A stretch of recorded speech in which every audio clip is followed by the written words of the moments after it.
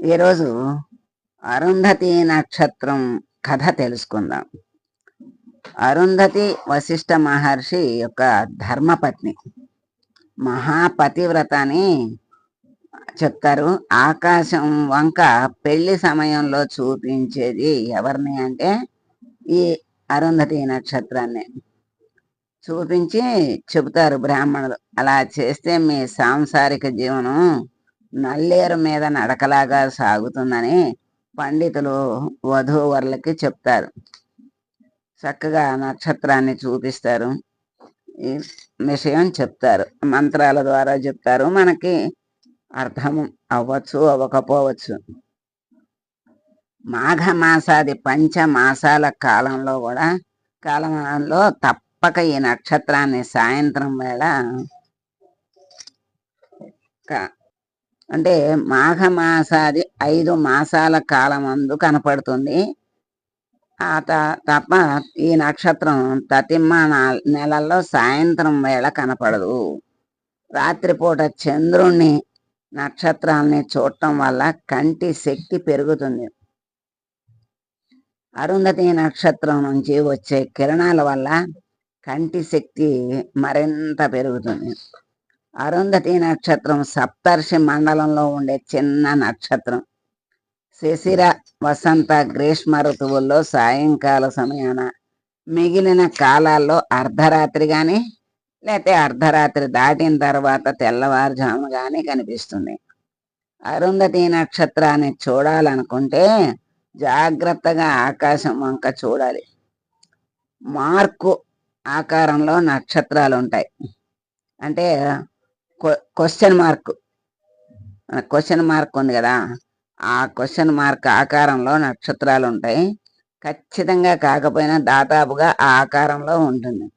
చిన్న పిల్లాడిని question mark గీయమంటే ఎలా గీస్తాడో అలా ఉండే సప్తర్షి మండలంలో ప్రక్క పక్కనే ఉండే నక్షత్రాలే అరుంధతి, వశిష్ఠుల వారివి.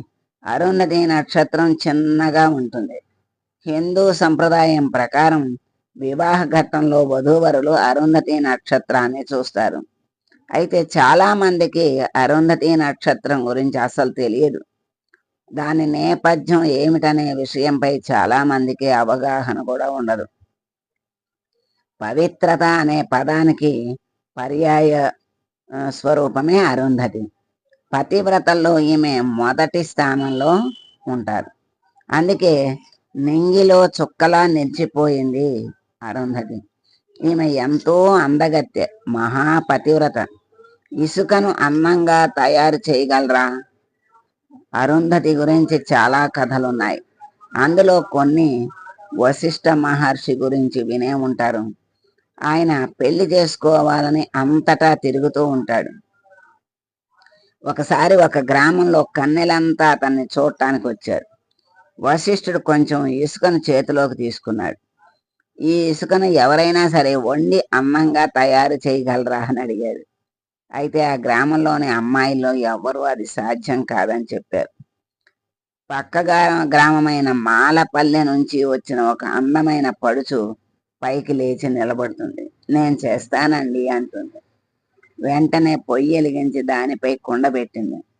ఎసరు బాగా మరిగిన తర్వాత అందులో ఇసుక వేసింది. ధ్యానం చేస్తూ వంట చేసింది. ఇసుక అందంగా మారింది. వశిష్ఠుడికి కుండలోని అన్నం చూపించింది. ఆయనకు కూడా ఈ విషయం బోధపడలేదు. ఆమె అరుంధతి.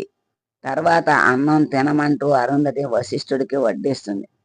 కానీ ఆయన తినడు. నన్ను పెళ్లి చేసుకుంటేనే తింటాను అంటాడు. తర్వాత అరుంధతి తల్లిదండ్రులతో మాట్లాడతాడు వశిష్ఠుడు. వాళ్ళని ఒప్పించే అరుంధతిని పెళ్లి చేసుకుంటాడు.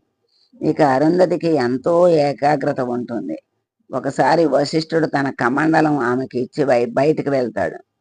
తాను వచ్చే వరకు కమండలం వైపే చూస్తూ ఉండమని చెబుతాడు. అరుంధతి తన భర్త వచ్చే వరకు దాన్నే చూస్తా ఉండాలి అనుకుంటుంది. చాలా ఏళ్ళు గడిచినా వశిష్ఠుడు రాడు.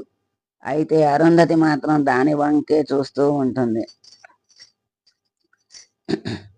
పరపురుషుడిని కన్నెత్తి చూడని మహాపతివ్రత. అయితే ఈ విషయాన్ని గ్రహించిన కొందరు దేవతలు, అమ్మా అరుంధతి, మీ ఆయన ఎన్నేళ్ళు అయినా తిరిగి రాలేదు, కాస్త ఇటు చూడమ్మా అంటారు. అయినా ఆమె చూపు మరల్చదు. కొన్ని ఏళ్ల తర్వాత వశిష్ఠుడు వచ్చి అరుంధతి అని పిలిస్తే అప్పుడు ఆయన వైపు చూస్తుంది. తన భర్తను తప్ప పరపురుషుడిని కన్నెత్తి చూడని మహాపతివ్రత అరుంధతి. ఒకసారి అగ్నిదేవుడు ఎదుట సప్త ఋషులు యజ్ఞం చేపడుతున్నారు. ఆ ఋషుల భార్యలపై అగ్నిదేవుడు మోజుపడతాడు. ఈ విషయాన్ని అగ్నిదేవుడి భార్య అయిన స్వాహాదేవి గ్రహిస్తుంది. ఆ 7 భార్యల మాదిరిగా తానే రోజుకొక అవతారం ధరించాలి అనుకుంటుంది. రోజుకొక ఋషి భార్య అవతారం ఎత్తి తన భర్త అగ్నిదేవుడి కోరిక తీరుస్తుంది. ఇక చివరి రోజు తాను అరుంధతిని అనుభవించబోతున్నాననే ఆనందంలో ఉంటాడు అగ్నిదేవుడు.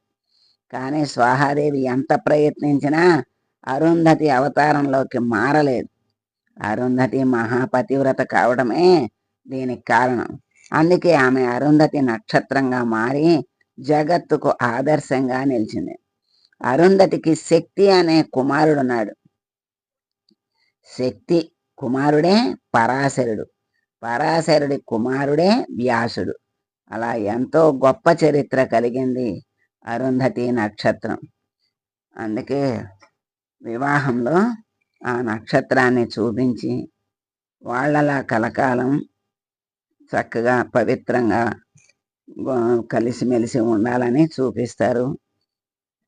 ఆ తల్లి వివాహం కాకముందు నుంచే ఎంతో పవిత్రంగా ఉందని తెలుసుకుని ఆయన అంత శక్తి ఉండాలి అంటే ఎంతో మరి ధ్యానము, ఎన్ని జన్మల సుకృతము ఉండబట్టి ఆయనకి ఆమె నచ్చి అడిగింది చేసింది అంటే అది సామాన్యమైన పని కాదు గనక చేసి ఆయన్ని మెప్పించింది, వివాహం చేసుకున్నాడు. మరి అలా గొప్ప చరిత్ర కలిగిన అరుంధతి నక్షత్రం యొక్క కథను మనం ఈరోజు తెలుసుకుని మనం ధన్యులమయ్యాము. సర్వం శ్రీకృష్ణార్పణమస్తు. లోకా సమస్త సుఖినో భవంతు.